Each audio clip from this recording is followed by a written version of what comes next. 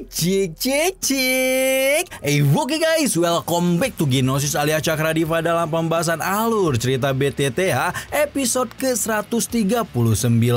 Nah, gimana teman-teman yang di Garut, kalian baik-baik saja? Aduh, digoyang kayak gini mah tuh ya otomatis rowas atau tengah malam lagi pula. Waduh, gila sih emang ya. Semoga semuanya baik-baik saja ya. Sangat disayangkan si Indonesia yang sangat the best kayak gini tuh kok mesti gempa dulu baru ada info di HP ya, kayak nggak kayak di Jepang gitu, info dulu baru gempa muncul gitu ya. Heran nih Indonesia nih, gimana sih kapan majunya sih ya? Ya udahlah, daripada mikirin itu mah. Nah, seperti biasa kita review dulu lah spoiler episode sebelumnya yang menceritakan bagaimana Shoyan telah berhasil mendapatkan buah bayi jiwa meskipun sempat terlibat gontok-gontokan dengan suku Phoenix Iblis Surga and the Gang, dan akhirnya keluar dari hutan kuno untuk menjelajah bagian lain dari reruntuhan. Setelah menjelajah cukup lama, Shoyan sampai di balai pil dan menemukan binatang pil yang merupakan pil obat tingkat 9 yang legendaris. Namun sayang, upaya mati-matian Shoyan dengan membuang banyak pil berharga itu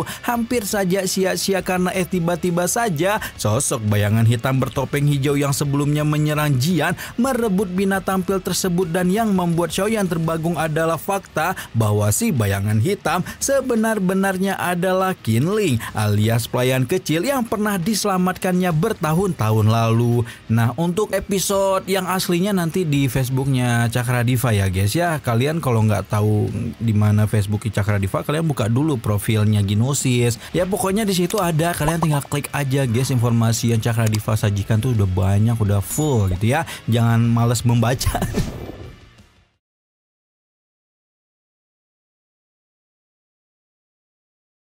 Hal yang membuat Shoyan yakin adalah bahwa bayangan hitam yang terus mengganggu mereka adalah Qinling itu tidak lain adalah mata bunga ular 3 giok yang dimiliki bayangan hitam itu, di mana mata sepasang giok yang indah tersebut merupakan mata yang sangat misterius, bahkan bisa dibilang lebih langka dari konstitusi khusus tubuh beracun Shoishan. Shoyan baru melihat mata itu sekali seumur hidupnya, yaitu ketika menyelamatkan seorang pelayan wanita kecil dari kekejaman klan Mo ketika berada di camp tentara bayaran kedua kakaknya. Untuk menyelamatkannya, Shoyan telah menggunakan banyak taktik dan membuat kekacauan besar di klan Mo. Baru setelah itu Shoyan tidak mengetahui informasi apa-apa tentang Qinling karena gadis itu telah dibawa pergi oleh faksi yang disebut Istana Ular Langit.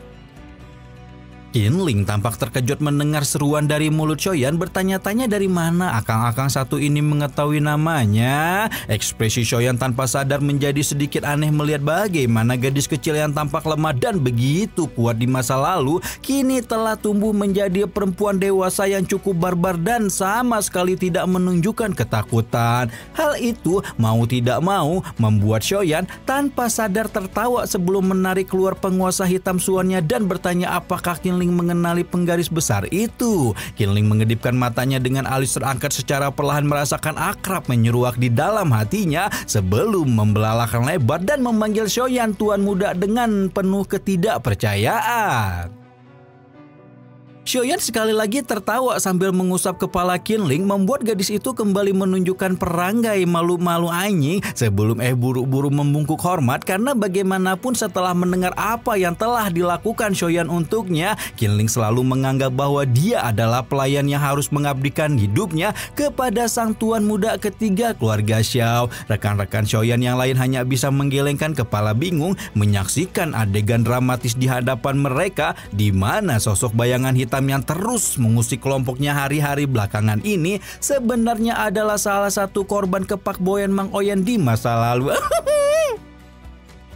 Shoyan meminta Qinling untuk bersikap santai dan memanggilnya abang alih-alih tuan muda, namun permintaan itu ditolak oleh Qinling yang memang sejak awal sudah berpikir untuk menjadi pengikut dari orang yang telah menyelamatkan nyawanya tersebut. Shoyan tersenyum tidak menunjukkan keberatan sebelum halal bihalal sebentar menanyakan bagaimana kabar Qinling selama ini dan bagaimana Istana Ular Langit memperlakukannya setelah mereka terpisah. Qinling menceritakan jika Istana Ular Langit telah memperlakukan melakukannya dengan sangat baik, bahkan dia sempat diminta untuk menjadi kepala istana selanjutnya. Namun tetua istana malah menjodohkannya dengan anak kepala istana sebelumnya, dan karena ini udah bukan zaman Siti Nurbaya, Qinling pun menunjukkan pertentangan dengan melarikan diri. Ketika dia pergi menuju ke Kekaisaran Jama, secara kebetulan Qinling mendengar kabar bahwa Xiaoyan telah pergi ke dataran tengah, dan mumpung sekalian mencari pengalaman, Qinling pun segera menuju tempat yang sama, barangkali bisa tanpa sengaja bertemu dengan tuannya. Beruntungnya surga memberi penghargaan kepada mereka yang teguh, dan orang yang benar-benar ingin Qinling temui telah muncul di hadapannya. Baru setelah mengetahui identitas dari orang yang telah dia singgung berkali-kali, Qinling terburu-buru menyilangkan tangannya dan menyerahkan binatang pil sebelum bola bulu yang lucu itu segera berlari ke pelukan Xiaoyan dengan ekspresi ketakutan.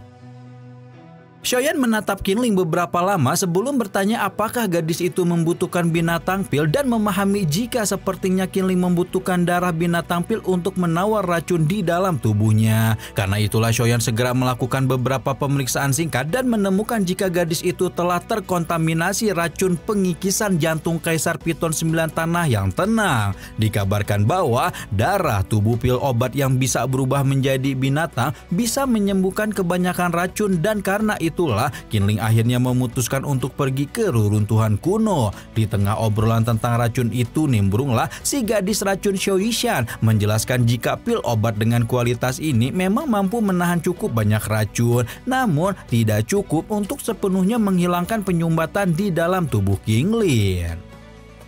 Obrolan demi obrolan mengalir seperti air ketika Xiaoyan akhirnya mengetahui jika ketika datang ke dataran tengah, suku Piton 9 Tanah berusaha menangkap Qinling yang memiliki 3 mata bunga ular giok, di mana mata tersebut merupakan musuh dari semua binatang iblis berbentuk ular kecuali beberapa ular dari binatang iblis yang memiliki garis keturunan kuno murni seperti Kanjeng Mendesak. Xiaoyan tersenyum sebelum menepuk bahu Qinling dan berkata bahwa racun ini memang merepotkan, masih ada beberapa upaya yang bisa mereka lakukan untuk menawarkannya. Xiaoyan menawarkan Qinling untuk bergabung dengan kelompoknya beberapa waktu ini sampai mereka keluar dari reruntuhan, dan Xiaoyan akan membantu gadis itu mencari jalan keluar.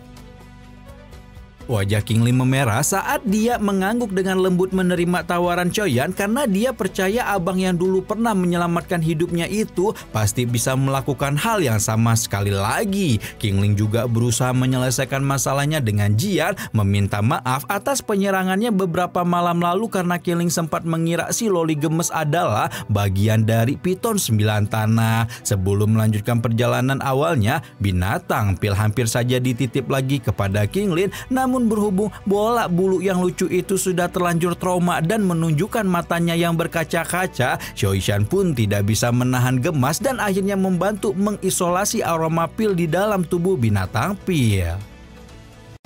Baru setelah urusan binatang pil teratasi, Xiaoyan menarik kembali boneka-boneka iblisnya, begitu pula Qinling yang menarik kembali pasukan tetua Piton 9 Tanah ke dalam mata bunga ular gioknya, hingga membuat semua orang kembali terkejut dengan kekuatan misterius dan luar biasa yang gadis itu tunjukkan. Apalagi setelahnya Qinling menjelaskan jika ahli-ahli yang dia tangkap secara perlahan akan melemah karena kekuatan mereka akan diserap oleh mata bunga ular giok untuk diberikan kepada Qinling. Baru dari sinilah Xiaoyan memahami dari mana sumber peningkatan kekuatan Qinling yang enggak ngotak ini hingga berhasil menjadi seorang elit Dozun dalam waktu kurang dari 10 tahun. Xiaoyan tertawa getir setelah melihat semua orang di kelompoknya terkejut dan tidak bisa berkata-kata sebelum akhirnya melambaikan tangan dan mengajak semua orang pergi ke aula utama. Meskipun semakin banyak orang pergi ke balai obat setelah mendengar beberapa desas-desus tentang benda berharga di dalamnya, Xiaoyan sudah tidak tertarik untuk menggeledah balai pil lebih lama. Toh dia sudah mendapatkan harta terbaik yang dimilikinya balai pil dan berpikir lebih baik sekarang mereka segera pergi daripada identitas asli binatang pil diketahui lebih banyak orang. King Lim memimpin rombongan karena dia telah menemukan peta kasar di dalam sisa-sisa reruntuhan dan mengetahui di mana letak aula utama. Sepanjang perjalanan begitu banyak mata menatap ke arah kelompok Shoyan dan bertanya-tanya eksistensi macam apa yang berbentuk seperti bola bulu di pelukan Shoishan. Meskipun begitu, tidak ada satupun dari mereka yang berani menunjukkan gestur menyinggung karena ahli manapun dapat menilai jika kekuatan kelompok Shoyan bukanlah sesuatu yang bisa dengan mudah untuk dihadapi. Baru setelah melakukan perjalanan beberapa lama, kelompok Shoyan pun akhirnya sampai di sebuah aula besar berwarna kuning perunggu di mana terdapat 10 gugus cahaya yang menyimpan objek menyerupai gulungan di dalamnya. Jantung kelompok Shoyan berdebar kencang saat melihat kelompok cahaya bertinyi-tinyi apakah di dalam sana benar-benar ada yang disebut sebagai teknik Do kelas Tian. Namun selain gugus cahaya yang menyimpan gulungan misterius, mata Shoyan berhenti di tengah klaster cahaya menyadari ada sebuah plafon batu yang diduduki seonggok kerangka putih giok yang tidak lain dan tidak bukan adalah kerangka seorang elit doseng. Shoyan hanya bisa membelalakan matanya melihat kerangka tersebut karena ini adalah pertama kalinya dia bertemu seorang elit doseng meskipun dalam bentuk tulang belulang. Sayangnya euforia atas penemuan sejumlah besar harta karun itu harus terganggu dengan kemunculan rombongan Phoenix Iblis Surga lagi yang segera melepaskan tatapan penuh permusuhan kepada Shoyan mengingat kerugian besar mereka di hutan kuno. Senyum dingin muncul di sudut mulut Shoyan saat melihat pemandangan ini sebelum memimpin semua orang masuk ke dalam aula besar dan menemukan ada selusin manusia batu duduk di sekitar kursi batu yang ditempati oleh kerangka doseng. Sekali lihat Shoyan bisa menebak jika manusia batu itu adalah semacam boneka tingkat tinggi karena mengeluarkan aura menyerupai Ujang yang merupakan boneka iblis langit. Dengan interpretasi seperti itu, maka bisa jadi 10 manusia batu ini memiliki kekuatan setingkat Dozun dan akan menjadi bencana besar kalau mereka tiba-tiba diaktifkan. Oleh karena itulah Shoyan meminta seluruh rekannya untuk berhati-hati dan selalu bergerak bersama di dalam aula besar yang penuh tekanan ini. Beberapa saat kemudian muncullah rombongan lembah api berkobar di mana salah satu lembah besar dataran tengah itu bisa dibilang sebagai satu-satunya faksi besar yang memiliki hubungan baik dengannya. Karena itulah Tang Zhen berulang kali mengungkapkan pandangan terkejut bertinyi-tinyi apa sih yang sebenarnya pemuda Pak Boy ini lakukan sampai menyinggung begitu banyak faksi besar selama kurang dari 3 tahun saja. Shoyan tersenyum ketika mendengar ungkapan kebingungan Tang Zhen sebelum berkata jika orang-orang sok keras ini hanyalah kurcil saja karena gabungan dari 3 faksi besar memiliki jumlah ahli yang seimbang dengan kelompoknya. Tang Zhen melirik orang-orang di belakang Shoyan sebelum mengeluarkan desahan emosional karena dengan keahliannya dia bisa memahami betapa menakutkannya barisan kelompok Shoyan. Tang Zhen tersenyum lega tidak menjadi salah satu dari musuh kelompok Shoyan sebelum mengalihkan tatapannya ke arah 10 kelompok cahaya di tengah aula besar dan menanyakan apakah Shoyan mengetahui gulungan mana di antara 10 gugus cahaya yang merupakan teknik Do kelas Tian. Mata Shoyan sedikit menyipit saat mendengar kata-kata Tang Zhen, memahami jika sepertinya hanya satu di antara 10 gugus cahaya yang merupakan teknik asli sebelum menyebarkan kekuatan spiritual di antara alisnya. Namun Shoyan hanya bisa menggelengkan kepalanya merasa tidak berdaya karena dia sama sekali tidak bisa melihat ke dalam penghalang yang dipasang oleh seorang elit doseng. Tang Zhen juga hanya bisa menggelengkan kepalanya pasrah mengajak Shoyan untuk menunggu saja sampai segel yang melindungi gulungan semakin pudar dan jika penghalang itu benar-benar telah hilang, Tang Zhen menawarkan diri untuk bergabung dengan Shoyan apabila mereka menemukan musuh yang sukar untuk dihadapi. Shoyan secara sangat alami bersedia untuk membentuk aliansi dengan seorang ahli sekuat Tang Zhen di mana dia mampu merasakan jika kekuatan kepala lembah api berkobar itu telah mencapai bintang 5 Dozun lebih kuat dibanding kepala lembah sungai es dan bisa disejajarkan dengan hantu tua Zai Si. Tang Zhen juga memperingatkan Shoyan untuk berhati-hati pada 10 boneka batu karena menurut tebakannya 10 boneka sekuat elit Dozun itu akan segera bangkit setelah segelnya dibuka. Shoyan tersenyum tipis saat mendengar desahan lembut dari Tang Zhen sebelum sekali lagi melemparkan tatapannya ke arah kerangka di plafon batu ketika berpikir untuk memurnikan tubuh Abah Yo dengan kerangka tersebut. Jika Yao Chen benar-benar mampu menjadi seorang elit doseng, mereka tidak perlu lagi takut kepada aula jiwa di masa depan dan kekuatan pavilion bintang jatuh juga akan langsung mencapai sesuatu yang bahkan melampaui menara api. Pemikiran semacam ini membuat kilatan berkedip di mata Shoyan ketika ambisi untuk mendapatkan kerangka doseng itu telah menjadi perhatian besar di hatinya. Seiring dengan berjalannya waktu, ada semakin banyak ahli hadir di aula besar, membuat Shoyan mengeringit, merasakan sedikit tegang dan perasaan berhati-hati menyeruak di pikirannya. Tangan Shoyan dimasukkan ke lengan bajunya ketika menyebarkan kekuatan spiritual ke seluruh aula, bertanya-tanya kenapa dia belum juga menemukan satupun ahli dari aula jiwa. Namun baru saja gumaman muncul dalam hati Shoyan ketika niat membunuh melonjak di dalam hatinya setelah mendengar sebuah tawa aneh yang akrab. Suara tajam menyebar di dalam aula utama menyebabkan ekspresi dari cukup banyak ahli berubah, menyadari bahwa aula jiwa telah benar-benar datang ke dalam reruntuhan kuno, di mana ahli aula jiwa yang datang dipimpin oleh Tian Zun yang tidak lain dan tidak bukan adalah hantu tua Zaisi. Shoyan mengedarkan pandangannya ke seluruh tubuh Zaising dan menyimpan senyuman dingin saat melihat tangan kirinya gosong, berpikir bahwa betapapun tetua aula jiwa itu berhasil mempertahankan hidupnya di bawah penindasan teratai api pemusnahan, Jaiqing ternyata tetap harus membayar sebuah harga yang mahal. Hantu tua Jaiqing yang melayang di udara dapat menangkap tatapan julid orang-orang yang melihat lengannya hilang sebelah. Namun sebelum dia hampir saja menjerit dingin memerintahkan semua orang untuk berhenti menatapnya, dia sudah menemukan pemandangan yang membuat kemarahannya mendidih di dalam hatinya sebelum akhirnya berteriak ketika menyapa si bocil FF Shoyan yang ternyata masih hidup.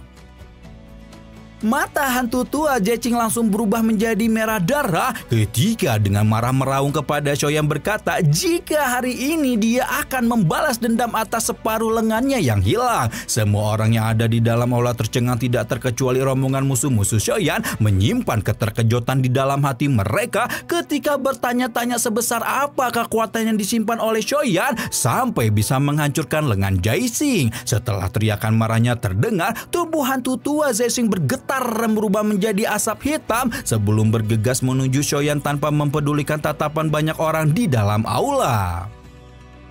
Suhu di dalam aula besar tiba-tiba naik ketika Shoyan meledakkan api 3000 teratai hatinya, membuat tubuh tua Zaising yang sebelumnya melesat seperti komet akhirnya berhenti karena bagaimanapun dia sudah pernah merasakan betapa menakutkan kekuatan teratai api pemusnahan yang dilepaskan oleh Shoyan. Apalagi saat ini ada begitu banyak ahli kuat di sisi pemuda itu dan Zaising sendiri telah menerima misi khusus dari kepala aula, di mana kalau semuanya hancur karena bocah ini tidak salah lagi, dirinya akan mendapatkan hukuman yang kejam ketika kembali. Karena itulah akhirnya Jaiqing hanya bisa menahan emosi, mengatakan jika dia akan membunuh Shoyan setelah urusan reruntuhan kuno selesai, membuat Shoyan hanya tersenyum meremehkan karena jujur saat ini dia sudah tidak menyimpan ketakutan pada hantu tua tersebut. Rombongan Shoyan langsung menunjukkan permusuhan ketika melihat Jaiqing muncul, tidak terkecuali King Ling yang udah langsung diospek sama Jian tentang aula jiwa sebagai musuh Shoyan sehingga akan menjadi musuhnya juga di masa depan. Namun Shoyan meminta semua orang untuk tidak bertindak sembrono karena harta karun yang ada di hadapan mereka saat ini adalah kentang panas yang menimbulkan masalah bagi siapapun yang mendapatkannya lebih dulu. Tang Zhen mengangguk kagum saat melihat Shoyan tidak impulsif meski berada di bawah iming-iming harta karun, berpikir jika keputusan lembah api berkobar untuk berteman dengan pemuda yang tenang, kuat, dan menyimpan potensi luar biasa seperti Shoyan adalah hal yang tepat. Baru beberapa saat setelah urusan dengan Zeising selesai, ekspresi Shoyan berubah serius menyadari jika segel di dalam aula besar akan segera hilang. Dan benar saja 10 klaster cahaya di tengah ruangan bergetar hebat sebelum akhirnya meletus dan menyebabkan semua orang langsung mendidih saat melihat gulungan-gulungan keluar dari klaster cahaya. Pada saat yang sama, boneka patung batu di sekitar meja batu juga tiba-tiba membuka mata, menyebarkan niat membunuh yang kayak seperti bom besar. Segera saja kekacauan meletus di dalam aula besar, sosok manusia melintasi satu sama lain dari segala arah dan suara benturan antar tinju demi tinju terus dipancarkan dari udara. Ekspresi Shoyan sangat serius saat melihat kekacauan di hadapannya, meminta teman-temannya untuk tidak bertindak lebih dulu karena dia berusaha mencari tahu di mana teknik Do kelas Tian yang asli. Namun ternyata menurut penilaian Shoyan, semua golongan itu adalah hal yang sangat luar biasa, bahkan dapat dikatakan sebagai keterampilan Do atau metode Ki kelas tertinggi yang pernah dia lihat seumur hidupnya. Berhubung telah mengkonfirmasi bahwa semua gulungan adalah benda berbahaya, Tang Zhen pun memutuskan untuk segera mengambil tindakan karena dia tidak mau pergi dengan tangan kosong setelah susah payah memasuki reruntuhan. Sementara itu, Shoyan fokus mengamati ahli-ahli yang sedang baku hantam dengan boneka batu, dan Tian Huo mengatakan jika boneka batu itu adalah boneka manusia purba yang diciptakan dengan metode khusus, yaitu menyegel jiwa seorang ahli di dalamnya hingga memiliki kecerdasan dan kesadaran hidup. Karena itu pula boneka manusia purba akan lebih sulit ditangani dibanding boneka-boneka iblis karena diperlukan setidaknya solusi lebih elit Dozun untuk menciptakan boneka berbahaya ini. Belum sampai Shoyan selesai menganalisa boneka manusia purba, boneka menakutkan itu ternyata telah menyerang mereka, membuat Choi Shan dan yang lainnya segera melakukan tindakan pemblokiran. Ketika itulah Abah Suspek berbicara dengan suara yang dalam ketika meminta Shoyan untuk mencoba mengendalikan boneka-boneka tersebut.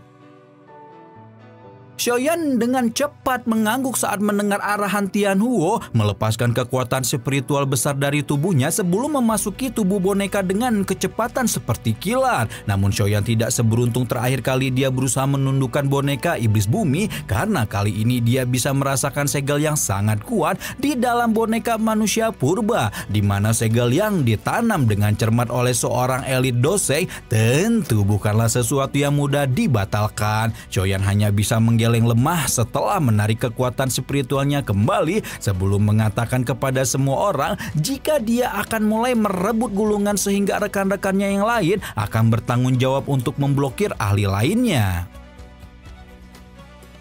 Shoyan mengedarkan pandangannya dan berhenti pada sebuah gulungan merah cerah yang diselimuti oleh aura liar penuh kekerasan. Kemungkinan gulungan itu berisi teknik Do atau metode Ki yang terkait dengan afinitas api, dan hal semacam ini sangatlah cocok untuknya. Teriakan Shoyan baru saja terdengar saat nyala api ungu coklat segera melonjak keluar dari tubuhnya yang seperti naga api besar ketika menyerbu paksa ke arah kerumunan yang mencegah gulungan merah. Intervensi Shoyan yang tiba-tiba membuat ekspresi banyak orang berubah dingin ketika melepaskan pilar doki ke arah si tuan muda ketiga keluarga Xiao. Namun, serangan tanpa ampun Shoyan menyebabkan beberapa ahli yang bersiap untuk menyerang akhirnya hanya bisa mengatupkan gigi dan secara bertahap menekan serangan yang terjadi di telapak tangan mereka. Tindakan Shoyan juga menyebabkan satu-satunya elit Dozun yang hadir di lingkaran memiliki ekspresi cekung karena dia telah mengejar gulungan merah cerah ini sejak awal dan memiliki peluang cukup besar untuk mendapatkannya. Kapak besar dikeluarkan sebelum terayun dengan sangat kejam ke arah Shoyan yang sayangnya hanya bisa dihempaskan mundur setelah bertabrakan dengan penguasa hitam Xuan. Segera setelah tabrakan itu, si Dozun langsung tahu jika dia tidak memiliki kualifikasi untuk bersaing dengan Shoyan dan pada akhirnya hanya bisa mundur alon-alon dengan menyedihkan.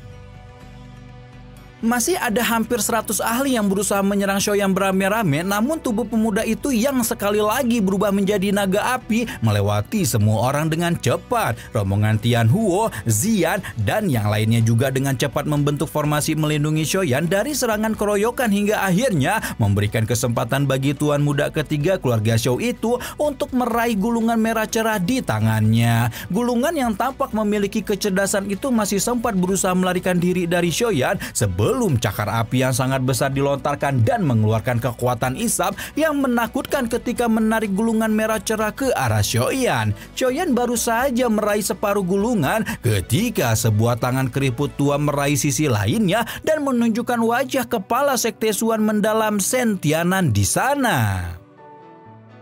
Kilatan dingin melintas di mata Shoyan saat dia melihat teknik kejam Shen Tianan sebelum mengeluarkan ujang yang langsung menghantamkannya tinjunya ke arah lawan hingga membuat Shen Tianan terhempas dengan kejam. Karena ujang sudah mengatasi Shen Tianan, Shoyan pun fokus untuk menekan aura perlawanan gulungan merah dengan api 3000 teratai hati, dan setelah gulungan itu tenang, Shoyan segera menyimpannya ke dalam cincin di hadapan semua orang. Shoyan menatap Shen Tianan dengan tatapan dingin, berpikir untuk tidak melepaskan lelaki tua itu karena sudah berkali-kali menyinggungnya. Shoyan memandang Shen Tianan yang tampak sangat menyedihkan di bawah serangan ujang dan tampak sudah memiliki niat untuk mundur di dalam hatinya. Shen Tianan akhirnya memutuskan untuk berhenti berkelahi sementara pikiran ini melintas di hatinya. Namun Shen Tianan baru saja menghela napas lega karena telah terbebas dari ospek kejam ujang. Hatinya merasakan semacam bahaya yang sangat pekat dan menoleh ke belakang untuk melihat Shoyan tengah mengejarnya dengan kecepatan enggak ngotak sampai merapal teknik segel penguburan langit. Namun sebelum Shen Tianan membentuk pertahanan di belakangnya, sidik jari ungu coklat seukuran telapak tangan dengan lembut mendarat di punggungnya membuat tubuhnya berubah menjadi busur panah yang melontar dengan cepat sampai menabrak pilar aula dengan sangat kejam.